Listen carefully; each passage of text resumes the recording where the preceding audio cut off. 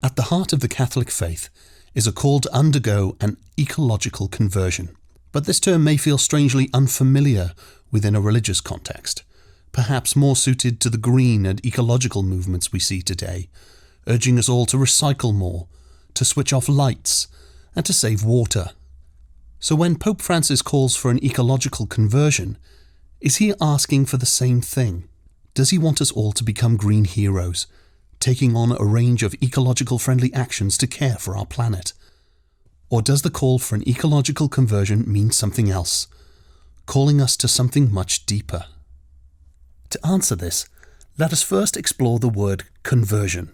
While this term may imply a one-off event, a transition from the old to the new, in the teachings of Jesus, the word conversion is more to do with an ongoing process, a transformation of heart and mind, leading to authentic changes in the way we live and behave. The New Testament calls this metanoia. While it is easy to change one's mind, changing one's heart is obviously far more challenging. This is why metanoia, the conversion of both heart and mind, remains an essential component of Christian spirituality.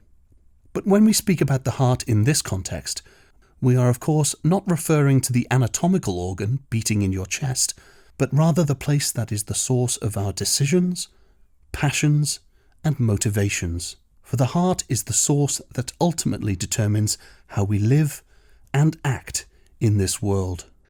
Without a conversion of the heart, we fall too easily into the trap of the mind, where we fill our heads with good, honest intentions, positive thoughts and ideas, but at the same time we lack the inner drive and motivation to bring about the change we seek. And if we are to tackle today's ecological crisis, a deeper conversion is essential, because if our hearts are set on advancing our own wealth, social status and security, our behaviours will most likely become consumeristic, materialistic and controlling. And this can happen despite our best intentions otherwise. So, a conversion of the heart is not a simple romantic idea, but rather the hard and difficult path laid out in Christian prayer and spirituality.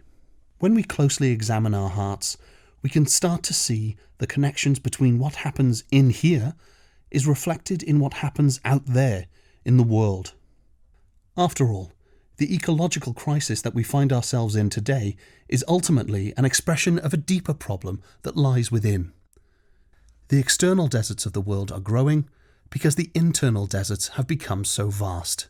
Our interior selves, which should be fully alive with an inner joy and happiness, instead lie empty in our endless search for happiness elsewhere. Christian spirituality, through the teachings of Jesus, shows us that the path to authentic joy and happiness can be found when we draw from within, from the eternal source that is God. A consumer society, by contrast, convinces us that joy and happiness can be found when we draw from without, through the possession of material goods and the accumulation of wealth. The hyper-consumerism that ensues from this remarkably successful strategy is creating untold havoc both to the environment and to the global family. Precious rainforests are now under threat. Environmental limits are being breached, global inequality is rising, and we edge ever closer to the reality of extreme climate change as a result. At the heart of this crisis is a crisis of the heart. Without a deep or inner conversion, we are unlikely to get out of the mess that we now find ourselves in. This is why the ecological crisis is a summons to a profound interior conversion. Only when we individually undergo this interior conversion will a new spirituality rise, one that builds community and that motivates, nourishes, and gives meaning to our collective actions. After all, it is only by working together we can bring about lasting change.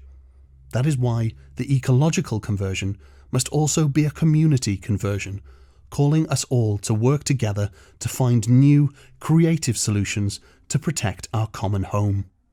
So, while we might not be familiar with the phrase ecological conversion, especially within a religious context, It is simply the same call that is found in the teachings of Jesus, to undergo a transformation of heart and mind, restoring our relationships with each other, with creation, and with God. And given the huge and significant threats we now face as a global family, the simple call for a transformation of mind and heart is needed now more than ever.